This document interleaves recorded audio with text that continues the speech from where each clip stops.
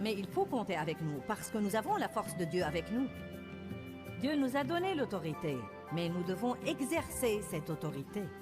J'ai une autorité dans mon bureau et je peux vous le dire, de temps en temps, je dois l'exercer. Amen. Je n'ai pas à entrer tous les jours et à exercer mon autorité sur celui-ci et à exercer mon autorité sur celui-là. Restez avec nous dans Jouissez de votre vie.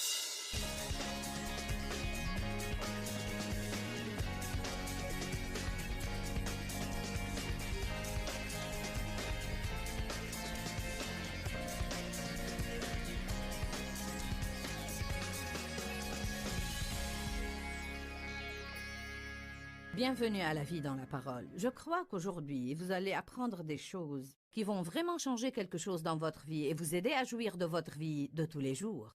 Aujourd'hui, je commence le premier enseignement d'une série intitulée « Croire en Dieu ». C'est si important d'apprendre à avoir une simple confiance et à croire Dieu.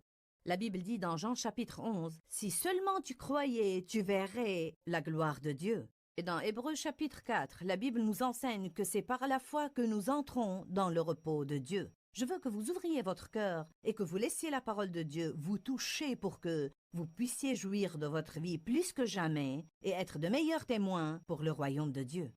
Je fais là une série au sujet de croire Dieu. La puissance de croire Dieu. J'ai dit la veille que de merveilleuses portes de bénédiction s'ouvrent à nous à travers la foi. La paix et la joie se trouvent dans la foi. Ceux qui croient en Christ seront sauvés. La prière de la foi est exaucée. Il y a beaucoup de choses que la Bible dit de nous et nous devons libérer notre foi en elle. Nous devons dire « je le crois ». Nous avons dit la veille que la Bible dit que nous sommes morts avec lui, que nous sommes ressuscités avec lui et que nous sommes maintenant assis dans les lieux célestes avec lui. Être assis dans les lieux célestes évoque notre position de repos. Hébreux 4 dit que ceux qui ont cru, dit tous cru. Ceux qui ont cru entrent dans le repos de Dieu. Légalement et du point de vue position, nous sommes assis dans les lieux célestes avec Christ. Ce que je veux dire par là, c'est que légalement, c'est une affaire conclue. Jésus l'a payé. C'est notre position. Mais expérientiellement, ce n'est libéré dans notre vie que quand nous croyons. Et donc, il y a un lieu de repos pour nous. Ce repos de sabbat est pour ceux qui croient. C'est ce que la Bible dit dans le livre des Hébreux. Nous devons nous rendre compte que le repos est une force. Parfois, je crois que si nous nous asseyons pour nous reposer, nous sentons que c'est le moment le moins fort de notre vie. Nous avons tendance à penser que nous sommes forts quand nous sommes debout et en action. En fait, spirituellement, quand vous entrez dans le repos de Dieu, c'est la position la plus forte que vous puissiez avoir. Dieu le Père a dit à Jésus, « Viens maintenant, ton travail est accompli. Tu as fait ce que je t'ai envoyé faire. Viens et assieds-toi à ma droite jusqu'à ce que je fasse de tes ennemis ton marchepied. » Dieu a dit aux Israélites, « Gardez votre paix.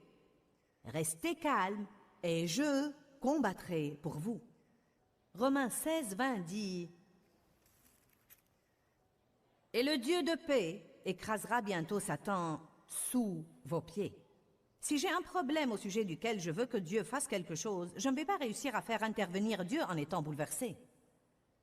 Je ne vais pas réussir à faire intervenir Dieu en m'inquiétant et en essayant de comprendre les choses, en étant frustré, en luttant et en me livrant à toutes sortes d'œuvres de la chair qui sont mon plan pour résoudre le problème. Je peux bien faire certaines choses, mais je ne peux faire que ce que Dieu m'ordonne de faire. Si Dieu n'en est pas l'auteur, il ne va pas les finir. Nous commençons des choses et nous sommes fâchés quand Dieu ne les finit pas. Amen? Alors, si je veux que Dieu œuvre pour moi, à ce moment-là, je dois croire Dieu. Je dois dire, Dieu, j'ai ce problème. Je me décharge de mes soucis sur toi. Je crois que tu peux le régler. Moi, je ne peux pas le régler.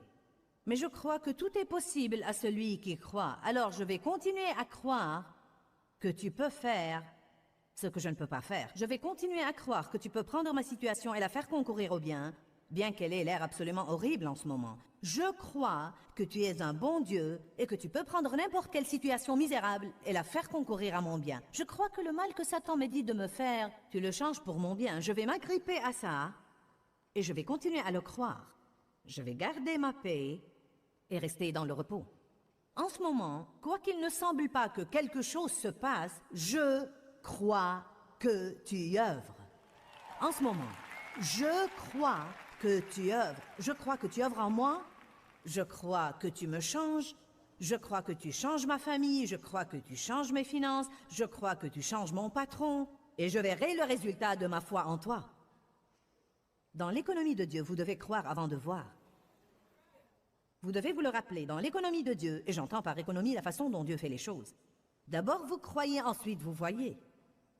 Dans le monde, nous avons la mentalité opposée. Nous ne croyons que ce que nous voyons. En fait, je suis de Missouri, l'État des sceptiques. Eh bien, il y a une telle façon de penser. Nous ne croyons que ce que nous voyons. Nous ne croyons que ce que nous sentons. Nous devons parfois nous demander, croyons-nous le Dieu de nos sentiments ou le Dieu de la Bible?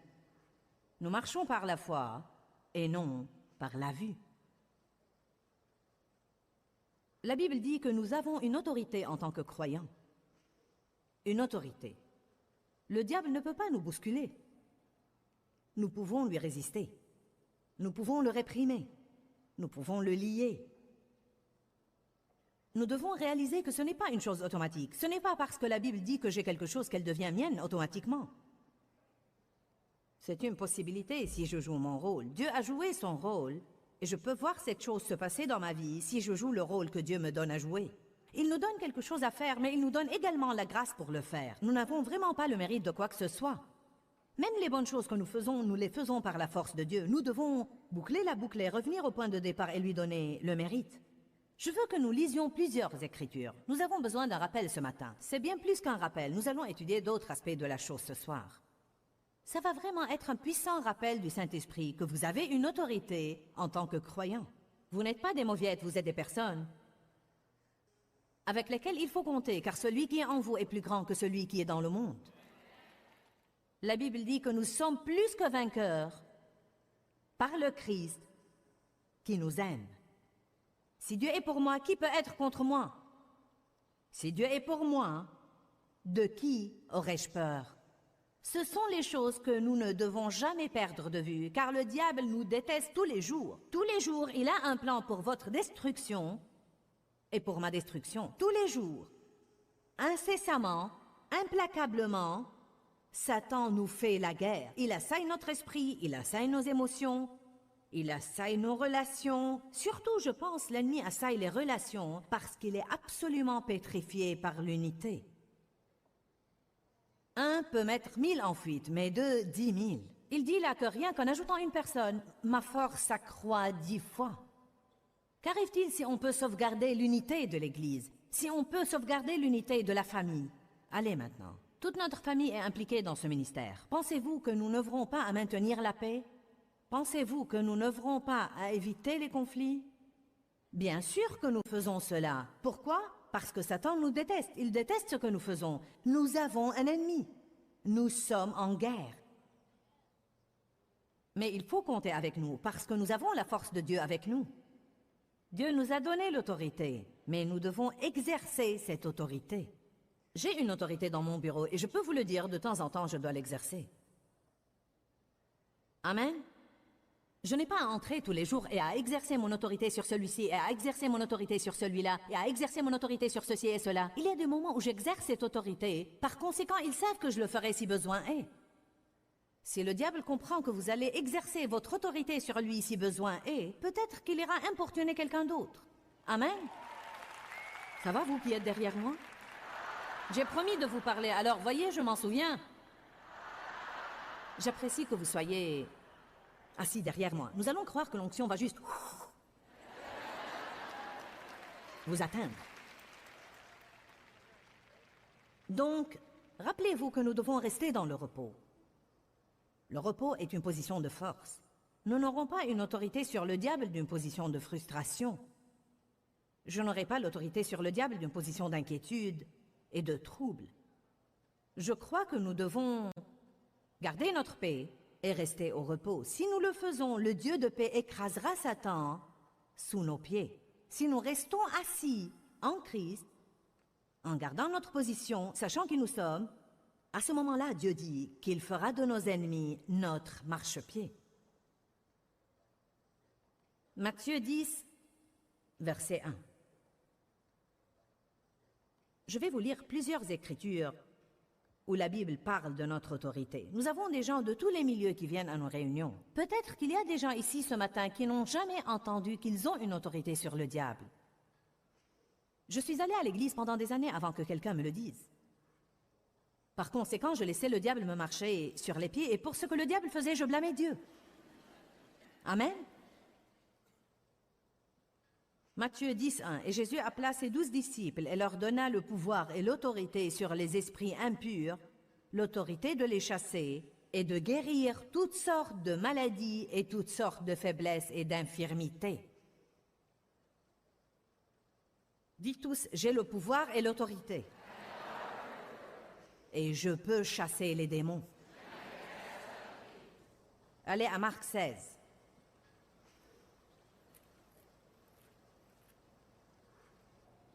Vous devez comprendre que ce que Jésus a donné à ses 12, il s'attend à ce que nous l'ayons également.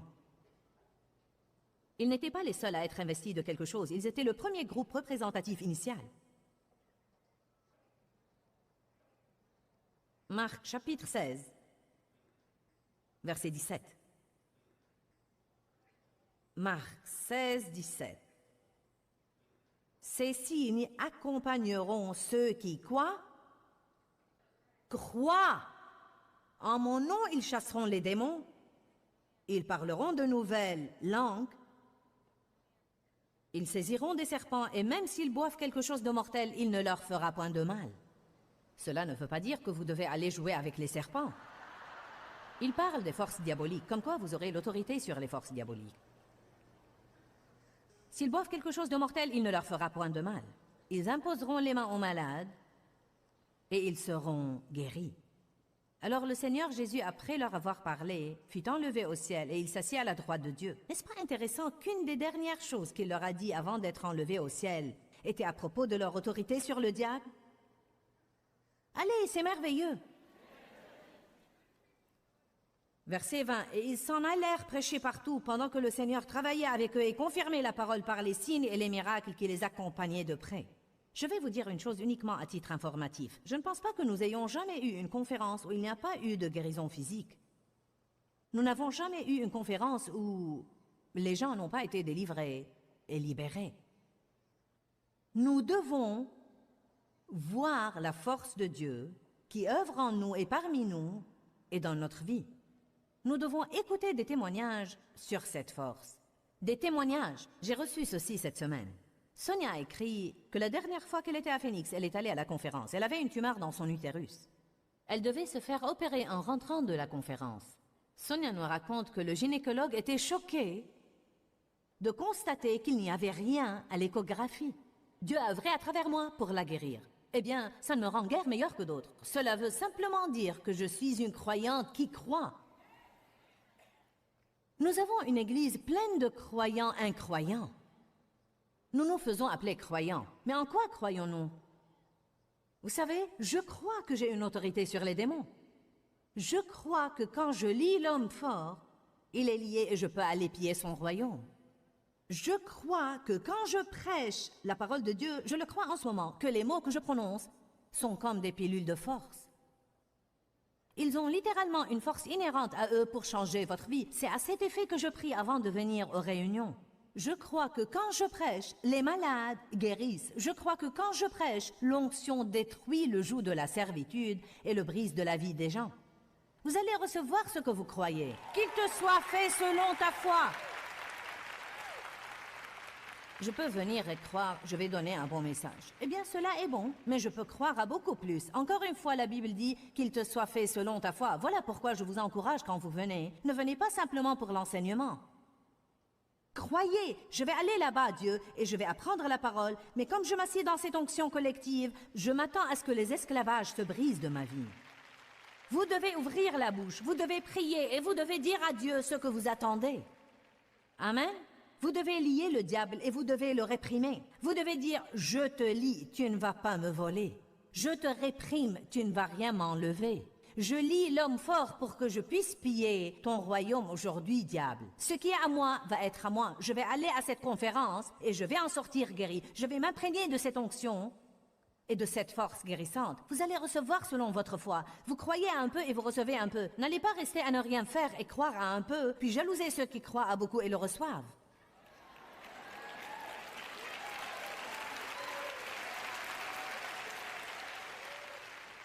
Que disons-nous? Si seulement ça m'arrivait à moi. On a besoin de ténacité, non de souhait. Amen. Jamelia a assisté à la conférence des dames en 2002 et a reçu le salut. Une semaine après la conférence, on lui a confirmé qu'elle a été guérie des calculs biliaires. Avant de venir à la conférence, elle avait fait des tests qui ont diagnostiqué les calculs. Elle a refait les tests après et elle était guérie. Aussi dans cette conférence, Dieu lui a donné la grâce et la force d'arrêter de fumer après 25 ans. Une série de miracles a commencé dans sa vie dans cette conférence. Le 14 septembre, son fils âgé de 16 mois a été sauvé de la noyade. Une malédiction de génération sur leur famille a été brisée. Allez, nous devons croire Dieu pour qu'il commence à faire des choses puissantes dans notre vie.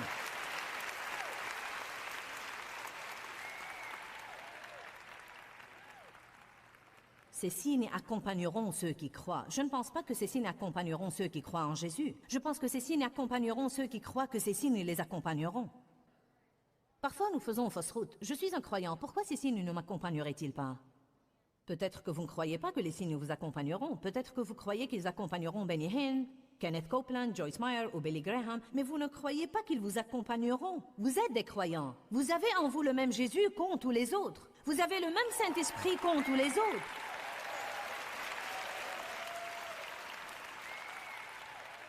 Si vous pensez que vous allez ne rien faire et me donner tout le travail, alors vous vous trompez.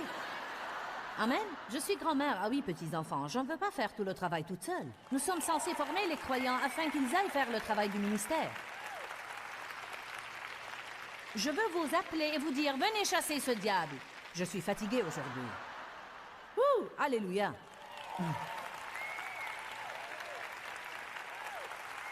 Luc 10, 19.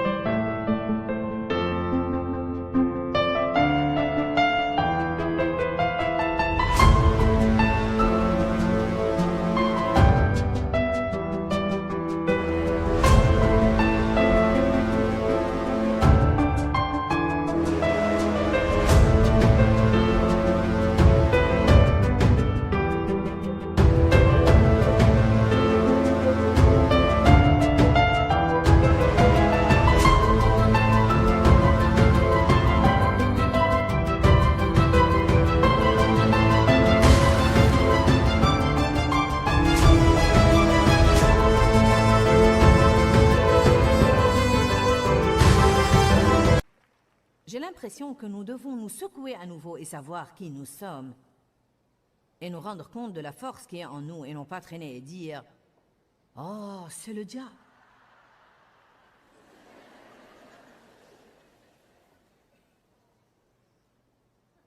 Voici, je vous ai donné l'autorité et le pouvoir. Non pas je vous donnerai, je vous ai donné. J'aime cette écriture. Voici, je vous ai donné l'autorité et le pouvoir de marcher sur les serpents et les scorpions, et je vous ai donné la force physique et mentale et la capacité sur toute la puissance que l'ennemi possède, et rien ne pourra nullement vous nuire. Il dit, je vous ai donné la force physique et mentale et la capacité de faire tout ce que vous devez faire. Je puis toute chose par le Christ qui me fortifie. Par conséquent, nous avons un langage dont nous devons nous débarrasser. Je ne peux pas. C'est trop difficile. C'est trop pour moi. Je suis débordée. Nous pouvons être débordés parce que nous nous impliquons dans beaucoup de choses dans lesquelles nous ne devons pas nous impliquer. Tant que vous faites ce que Dieu vous a demandé de faire, Dieu va vous donner la grâce pour accomplir votre mission.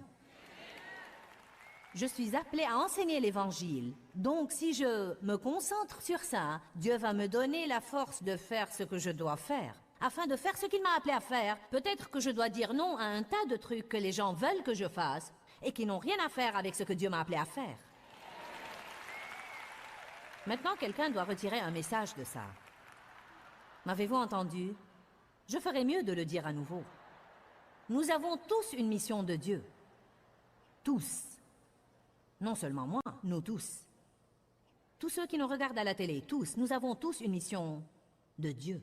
Nos missions ne sont pas les mêmes, mais nous avons une mission de Dieu. Dieu nous donne la grâce pour accomplir notre mission. La grâce est la force du Saint-Esprit. Si nous nous concentrons sur notre mission et nous faisons ce que Dieu nous a donné à faire, nous aurons toujours la force pour le faire. Ce qui nous fait perdre les pédales, c'est les autres qui viennent et veulent que nous fassions un tas de trucs qui n'ont rien à faire avec ce que Dieu nous a assigné. Ensuite, parce que nous voulons plaire aux gens ou par crainte des gens, ou parce que nous sommes confus au sujet de ce que nous devons faire en tant que chrétiens, nous nous impliquons dans un tas de trucs que Dieu ne nous a pas assignés. Cela épuise notre énergie et nous n'avons plus la force de faire ce que Dieu nous a donné à faire. Si nous voulons faire ce que Dieu nous a donné à faire, disons non aux choses auxquelles nous devons dire non et oui aux choses auxquelles nous devons dire oui.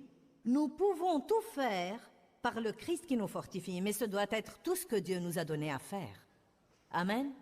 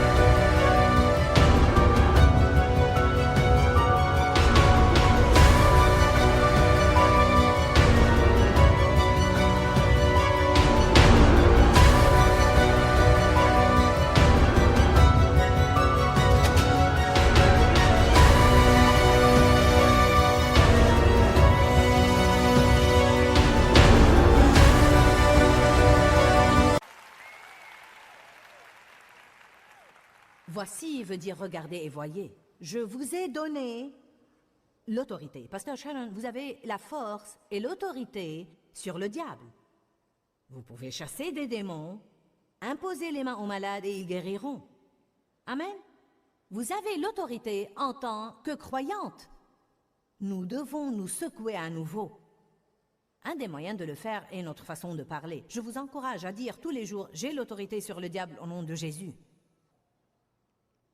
Le Saint-Esprit vit en moi. Celui qui est en moi est plus grand que celui qui est dans le monde. Maintenant, écoute ça, diable. Tu ne vas pas gérer ma vie.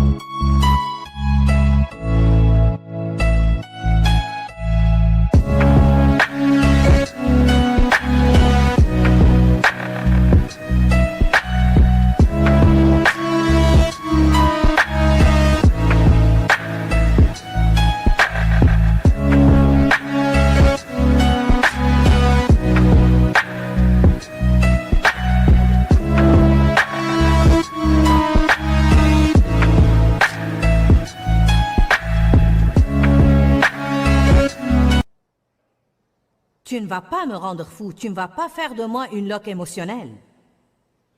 Tu ne vas pas gâcher mes relations. Amen. Nous sommes en guerre. Partout il y a des guerres.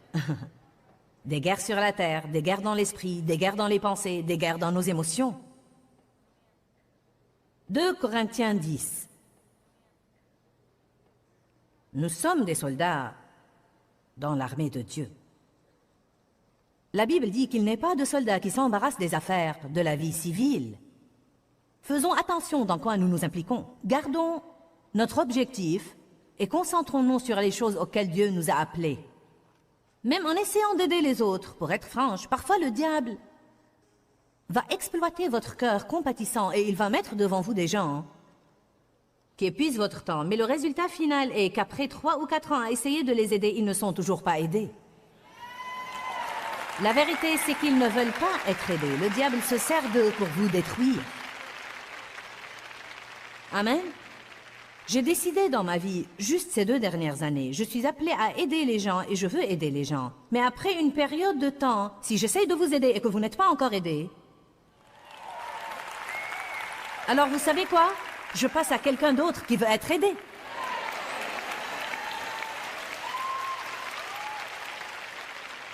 J'ai de meilleures choses à faire que de vous écouter pleurnicher 40 heures par semaine et parler des trucs qui vous sont arrivés dans votre passé. Moi aussi j'ai un passé, nous avons tous un passé. Mais le passé, c'est le passé et nous devons les dépasser. Nous devons entamer...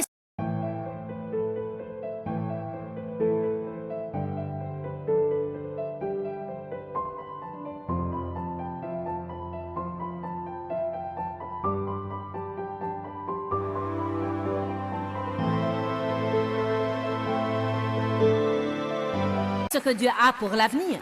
Je me rends compte que les choses du passé font mal, mais Jésus nous guérit. Amen. Savez-vous ce que Jésus a dit à l'homme couché sous le portique depuis 38 ans? Es-tu sérieux au sujet de guérir?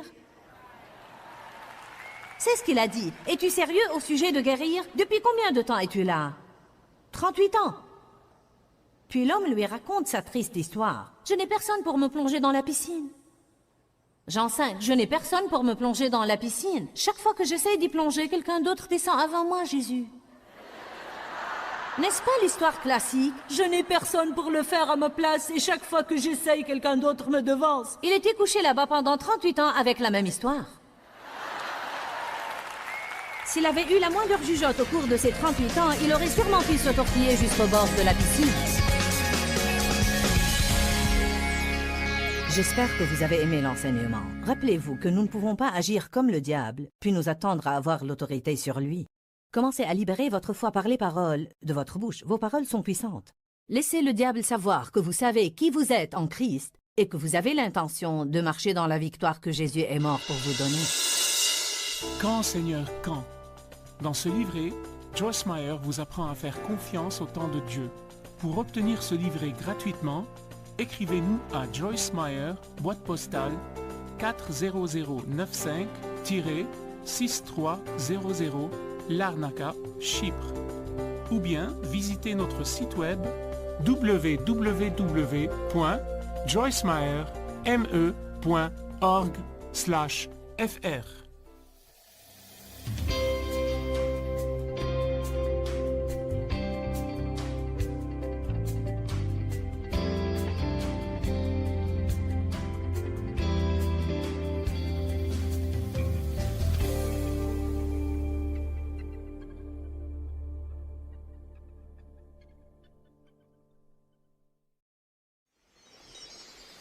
S'il vous dit tu es nul, et vous dites je suis nul, là vous êtes d'accord avec le diable.